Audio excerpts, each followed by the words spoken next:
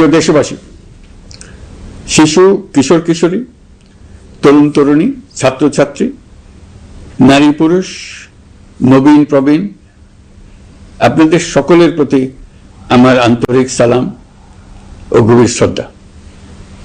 আসসালামু আলাইকুম। শুরুতেই আমি দেশের সবাইকে শুভেচ্ছা জানাচ্ছি। দীর্ঘ 17 বছর পর একটি উৎসব মুখর, অংশগ্রহণমূলক ও শান্তিপূর্ণ জাতীয় নির্বাচন সফলভাবে সম্পন্ন করার জন্য এই নির্বাচনের মাধ্যমে জনগণ, ভোটার, রাজনৈতিক দল, প্রার্থী, নির্বাচন সংশ্লিষ্ট প্রতিষ্ঠান ও আইনশৃঙ্খলা বাহিনী সম্মিলিতভাবে একটি প্রশংসনীয় নজির সৃষ্টি করেছে। ভবিষ্যতে বাংলাদেশের নির্বাচন কেমন হওয়া উচিত, এই নির্বাচন তার একটি উৎকৃষ্ট উদাহরণ হয়ে থাকবে।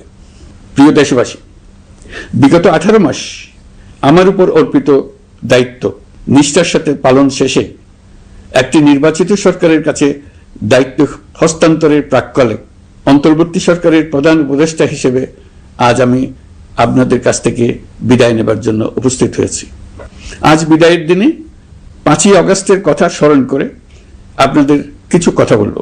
কি মহা মুক্তির দিন ছিল সেদিনটি, সে কি আনন্দের দিন। বাংলাদেশিরা দেশে বিদেশে যে যেখানে ছিল আনন্দে চোখের পানি ফেলেছিল। দৈত্যের গ্রাস থেকে তরুণ ছাত্রছাত্রীরা দেশকে বের করে এনেছে, দেশ মুক্ত হয়েছে।